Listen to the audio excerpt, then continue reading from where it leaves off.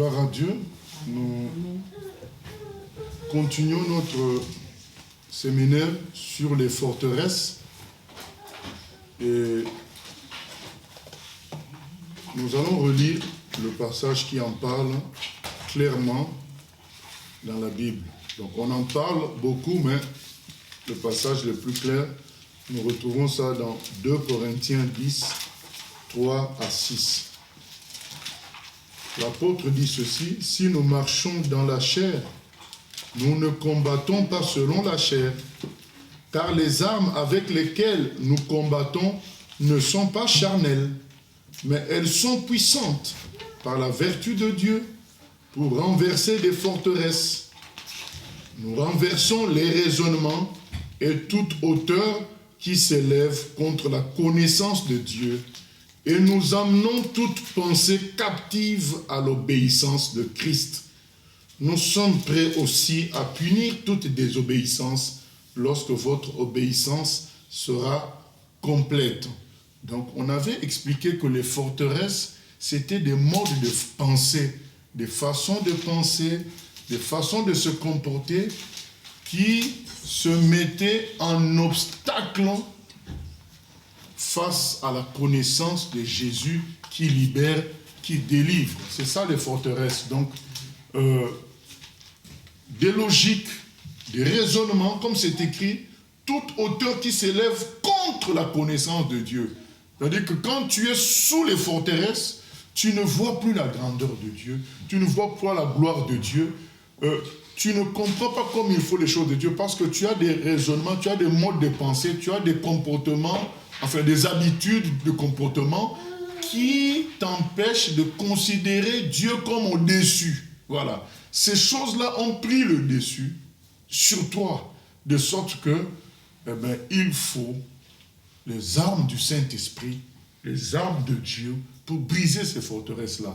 Mais nous faisons le séminaire pour que nous en prenions conscience, non seulement par rapport à l'évangélisation, comprendre que lorsque Dieu nous envoie dans l'évangélisation, il nous envoie dans un pays, dans un endroit, comprendre qu'il y a des forteresses qu'il faut discerner pour pouvoir mieux attaquer ça dans la prière, dans notre comportement et dans la prédication. Et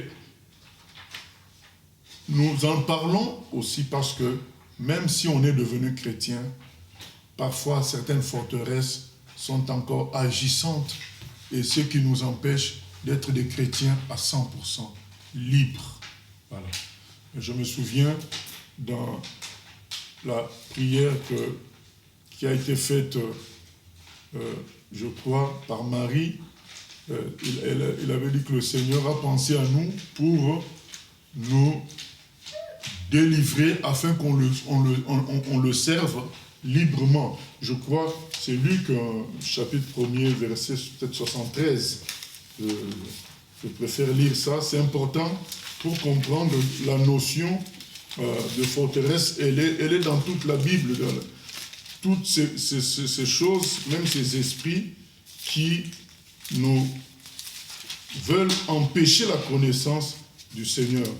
Au fait, c'est Zacharie plutôt qui prie. Il est écrit au verset 67, Zacharie, son père, fut rempli du Saint-Esprit et il prophétisa en ces mots: béni soit le Seigneur, le Dieu d'Israël, de ce qu'il a visité et racheté son peuple et nous a suscité un puissant sauveur dans la maison de David, son serviteur, comme il l'avait annoncé par la bouche de ses saints prophètes des temps anciens.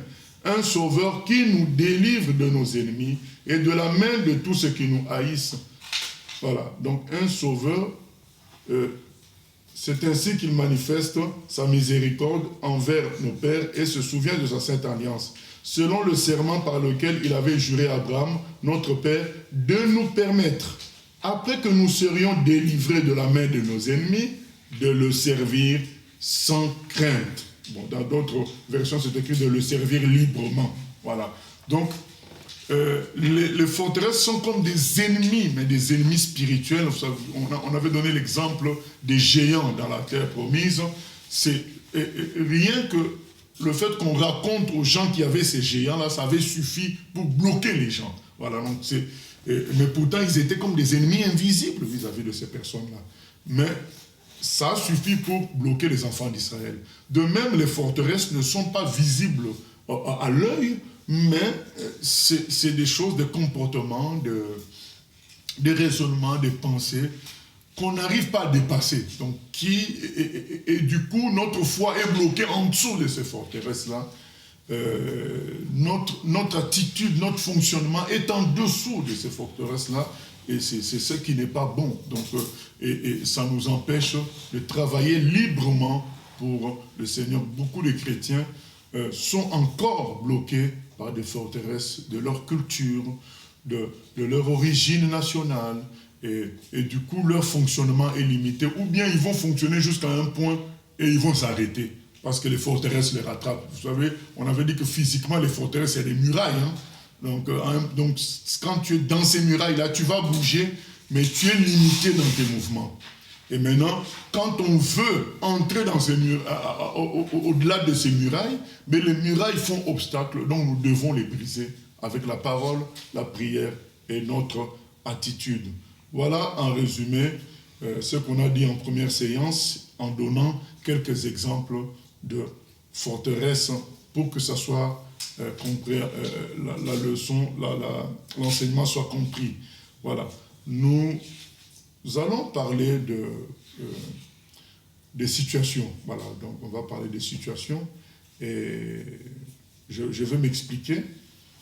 Donc la deuxième séance, c'est forteresses et situations. Voilà, là on appelle les forteresses, mais on va opposer, d'une certaine manière, opposer les forteresses aux situations. Nous lisons Actes des Apôtres au chapitre 17, où il est question, effectivement, de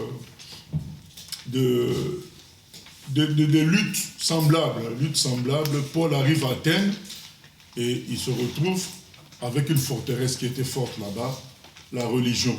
Mais d'où vient cette forteresse, la religion? C'est ça qu'on va expliquer. Ça vient en réalité des situations. Donc nous allons lire Acte 17 à partir du verset 16. Comme Paul les attendait à Athènes, il sentait au-dedans de lui son esprit s'irriter à la vue de cette ville pleine d'idoles.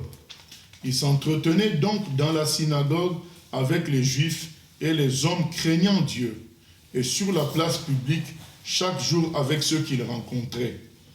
Quelques philosophes épicuriens et stoïciens se mirent à parler avec lui, et les uns disaient « Que veut dire ce discoureur ?» D'autres, l'entendant annoncer Jésus et la résurrection, disaient « Il semble qu'il annonce des divinités étrangères. » Alors ils le prirent et le menèrent à l'aréopage en disant « Pourrions-nous savoir quelle est cette nouvelle doctrine que tu enseignes?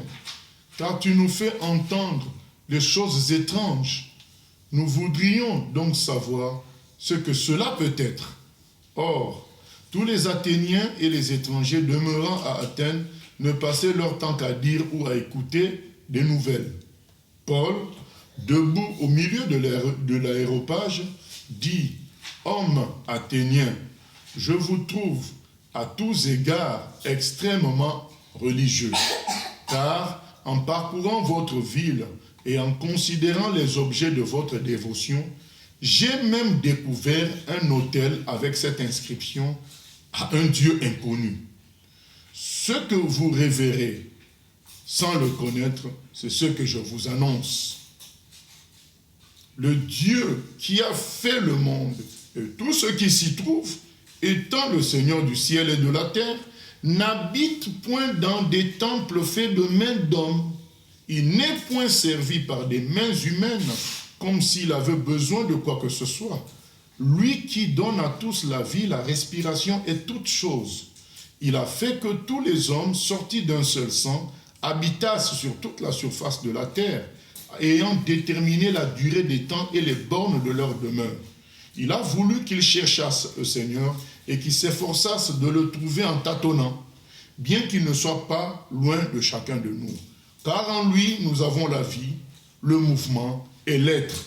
C'est ce qu'ont dit aussi quelques-uns de vos poètes. De lui, nous sommes la race. Ainsi donc, étant la race de Dieu, Nous ne devons pas croire que la divinité soit semblable à de l'or, à de l'argent ou à de la pierre, sculptée par l'art et l'industrie de l'homme.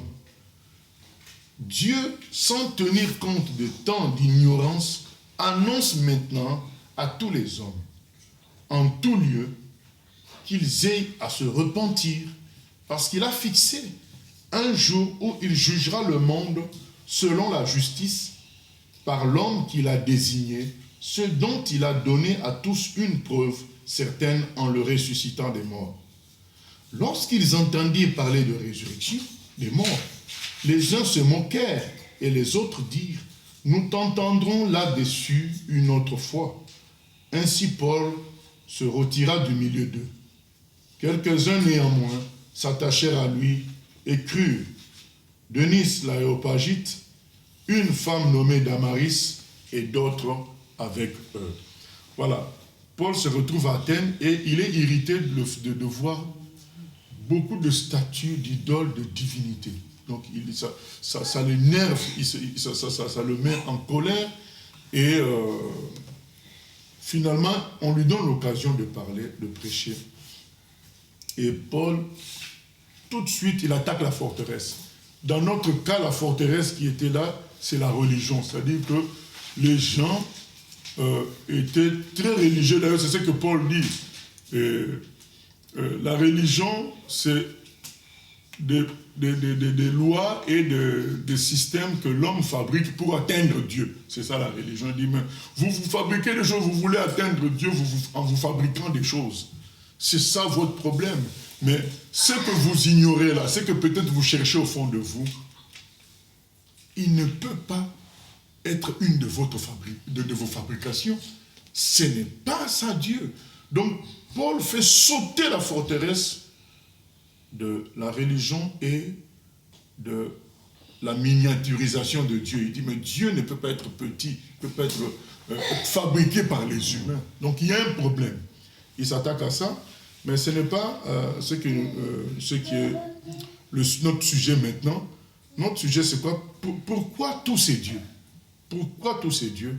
En réalité, chaque dieu représentait un besoin ou une situation de l'homme. C'est ça la réalité. Les Grecs avaient le dieu de la fécondité, le dieu de la guerre, le dieu en quelque sorte du mariage, le dieu contre les maladies. En fait, les situations humaines créaient un dieu. Donc il y avait des dieux pour chaque situation humaine. Voilà. Et Paul vient dire à tous ces gens-là, ce ne sont pas les situations qui doivent créer Dieu. Dieu existe avant. Il dit, Dieu a fait les cieux et la terre. Donc il leur dit, le Dieu qui a fait le monde au verset 24, et tout ce qui s'y trouve, étant le Seigneur du ciel et de la terre, n'habite pas dans les mains d'hommes. Il leur dit, vous ne devez pas croire en Dieu en fonction de vos situations, mais vous devez croire en Dieu parce qu'il est Dieu tout simplement. La preuve, c'est qu'il a fait les cieux et la terre. Vous êtes à lui. Donc c'est un droit, en quelque sorte, c'est logique. C'est un droit pour Dieu que vous puissiez le servir lui. Parce que c'est lui qui vous a fait, c'est lui qui vous a créé. Donc c'est le message que Paul leur apporte. Il ne faut pas faire de Dieu le Dieu des situations, parce que chaque idole représentait une situation. C'est ce dont on veut parler dans cette deuxième séance.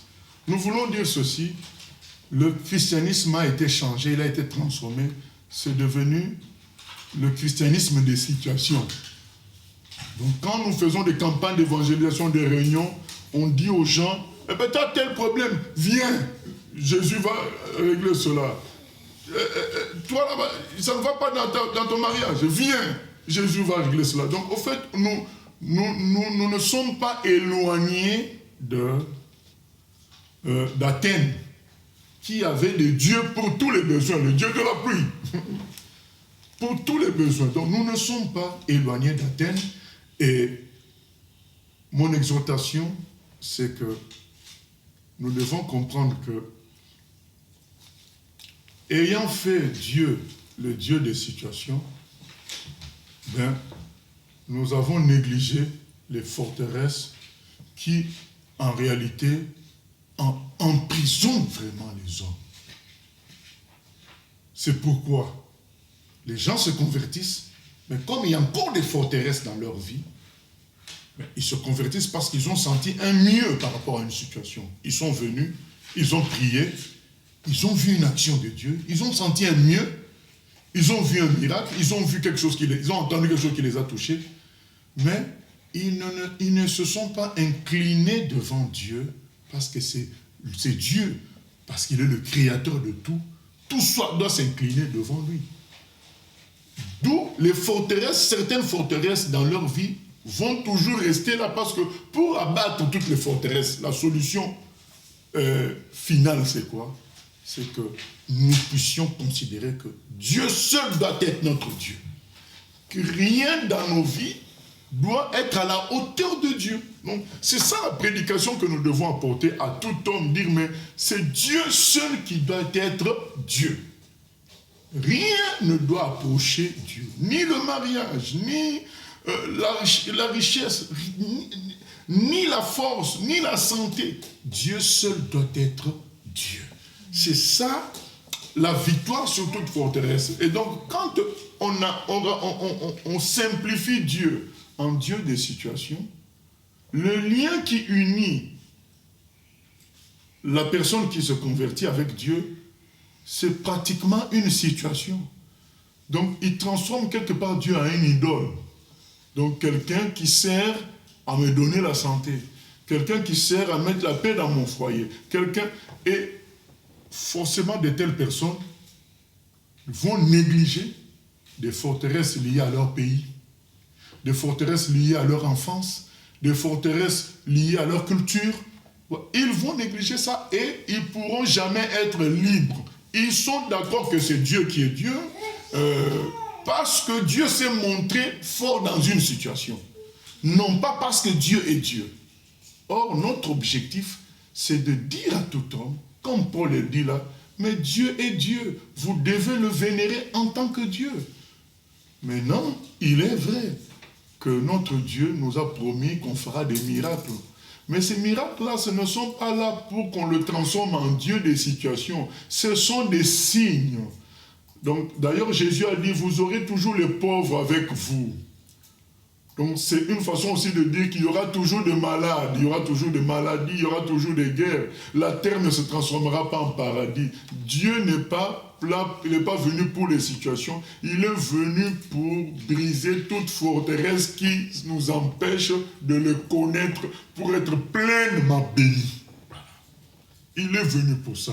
Briser toute forteresse. Parce qu'on a lu dans 2 Corinthiens 10, 3 à 6, que les forteresses sont des hauteurs qui s'élèvent contre la connaissance de Dieu. Parfois même ta situation que tu as ne t'empêche pas de connaître Dieu. Tu as fait un accident, même après ça tu cries à Dieu. Mais les forteresses, elles t'empêchent de connaître Dieu. C'est comme une façon de fonctionner qui fait que Dieu devient comme étranger à toi. On parle de Dieu, mais ces forteresses-là t'empêchent d'aller au niveau de Dieu. Et quand Paul parle de la résurrection, ces gens-là disent, mais il parle de quoi? Ils sont bloqués par des forteresses, des logiques qu'ils ont entendues des années. Donc pour eux, la résurrection, c'est du charabia, c'est du chinois. Ils ont dit, mais ils parlent des choses étranges. La résurrection, pour eux, c'est étrange parce qu'ils n'ont jamais entendu ça. Ils étaient dans la forteresse de leur religion. Mais par contre, si Paul avait dit que celui qui a faim, qui vienne, Dieu va lui donner, la personne va comprendre. Ah, mais Dieu donne la nourriture, je viens, voilà. Donc, les situations, ça n'empêche pas de chercher Dieu, mais ça réduit Dieu. Donc, on commence à réduire Dieu à quelque chose, à celui qui pourvoit à quelque chose, et on oublie ce qui nous entoure, qui nous empêche d'entrer dans la dimension divine. C'est ça, ceux qui sont les forteresses.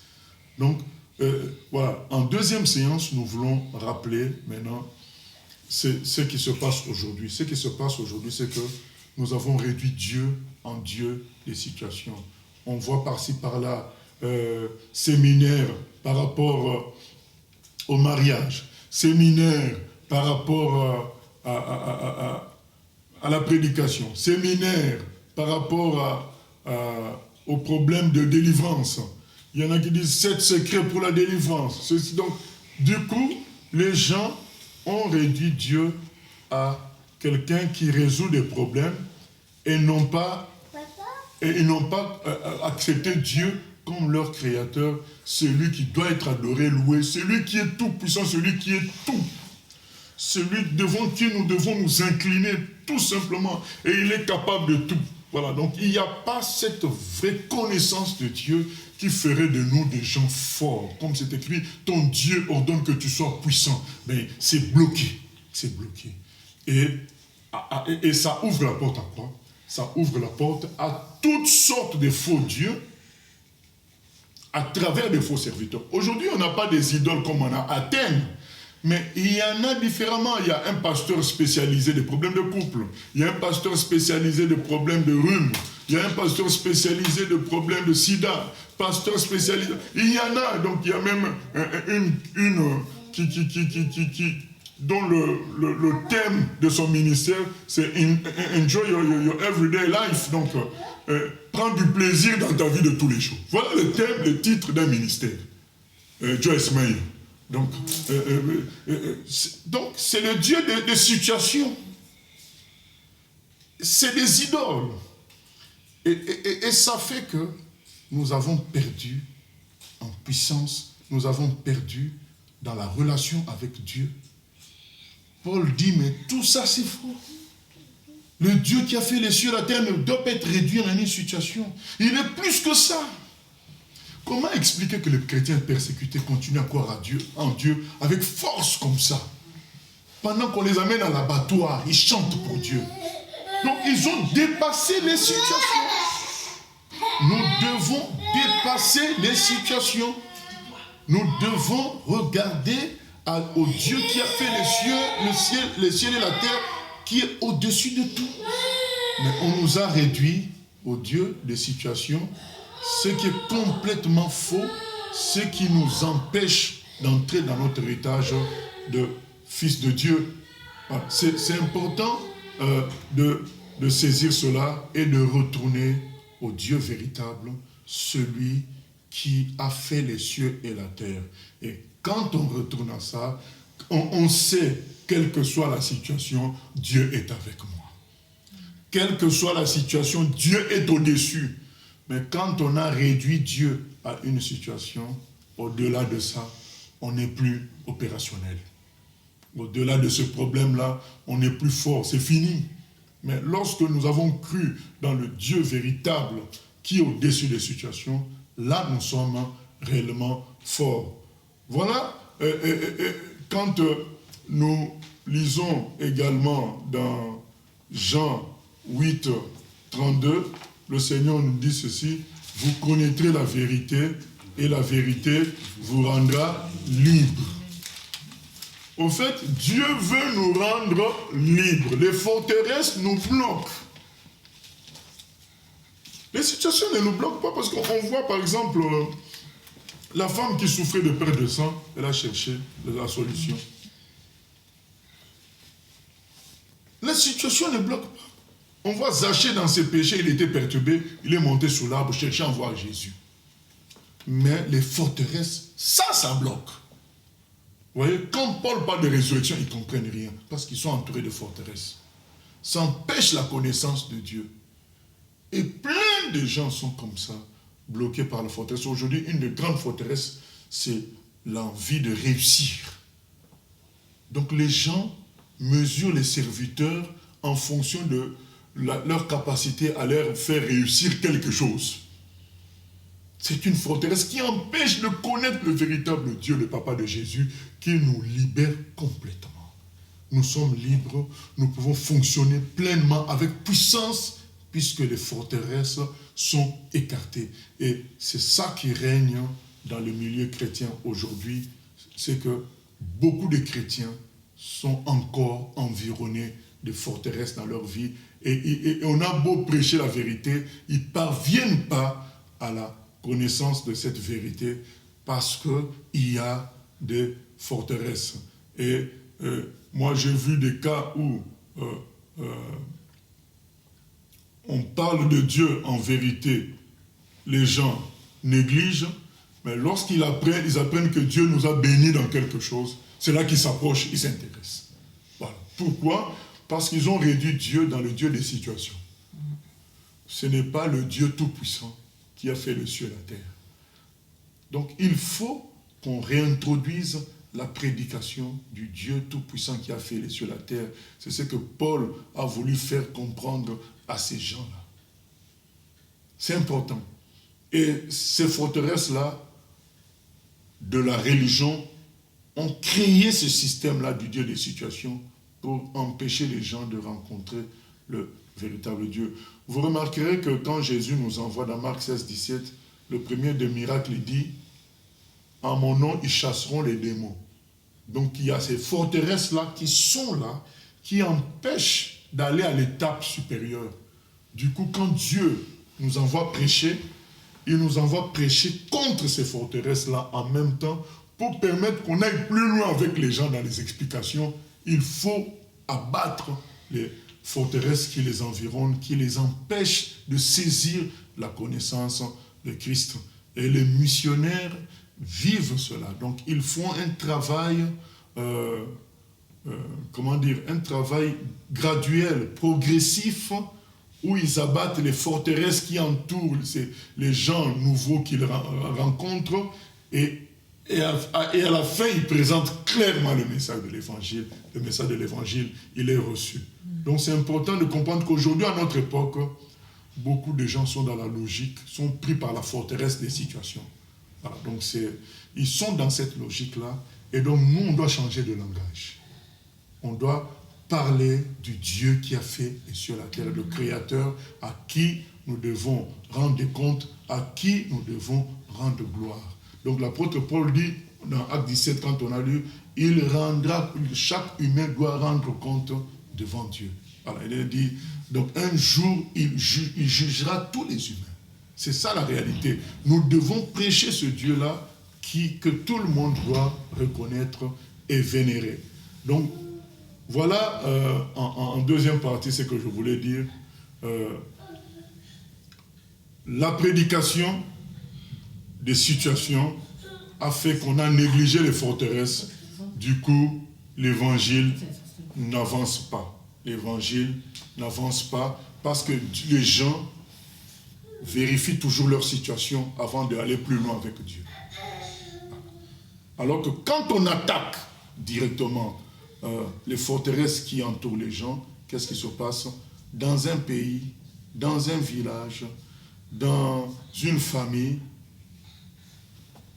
les gens comprennent Dieu et se convertissent.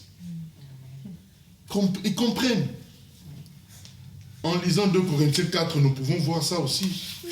2 Corinthiens 4, pour clôturer. 2 Corinthiens 4, 3 à 4, il est dit ceci: si notre évangile est encore voilé, il est voilé pour ceux qui périssent, pour les incrédules, dont le Dieu de ce siècle a aveuglé l'intelligence, afin qu'ils ne vissent pas briller la splendeur de l'évangile de la gloire de Christ, qui est l'image de Dieu. Donc l'apôtre nous le dit encore là, que les gens sont voilés. Ils sont voilés, et tant que nous ne déchirons pas ce voile-là, par la prédication, par notre comportement, par les prières, tout ce qu'on pourra dire va tomber contre les forteresses. Donc, nous devons discerner ces forteresses-là qu'il y a autour des gens pour pouvoir, dans notre prédication, comme le frère Paul a fait, il a attaqué, quand il voit toutes ces idoles, il comprend qu'il y a une forteresse de situation qui est là, qui règne aujourd'hui aussi fortement, et donc il présente Dieu comme le Dieu tout-puissant qui a fait les cieux et la terre. Il présente Dieu comme au-dessus de tout, et que tout le monde doit reconnaître cela. Donc, il minimise les situations. Il élève Dieu. Voilà. Alors qu'aujourd'hui, nous élevons les situations et nous demandons aux gens de chercher le Dieu qui va avec ces situations-là. Donc c'est pas bon, ça empêche les gens d'être libérés de vraies forteresses qui vraiment les empêchent de connaître Dieu et de sorte que notre travail peut avancer. Voilà, que le Seigneur nous aide à revenir au véritable Dieu qui a fait le ciel et la terre, qui nous a sauvés par son Fils Jésus et qu'on doit adorer sans condition de situation quelconque. Voilà. Que les situations restent à leur place, des situations. Le vrai danger, c'est les forteresses qui sont dans les pays, dans les familles, dans les humains, qui les empêchent de connaître Dieu et d'aller plus loin avec lui. Voilà. Prions le Seigneur. Éternel, nous venons prier que tu nous aides à sortir de cette logique de situation qui fait que beaucoup demeurent aveugles, demeurent voilés pour ne pas saisir la vérité de l'Évangile, voilés par les forteresses liées à leur passé, à leur culture, liées à leur pays, liées à leur famille, liées à leur éducation, liées à l'école. Seigneur, nous prions que tu nous libères de la forteresse qui fait que, en fonction de chaque situation, nous te définissons, Seigneur. Nous n'avons pas à te définir en fonction des situations. Tu es Dieu avant même les situations. Merci, Seigneur, de nous aider à parler aux chrétiens pour ramener la crainte de l'Éternel et aussi à présenter l'Évangile aux païens comme étant l'Évangile du Dieu créateur. À toi la gloire, la louange au siècle des siècles. Amen. Amen.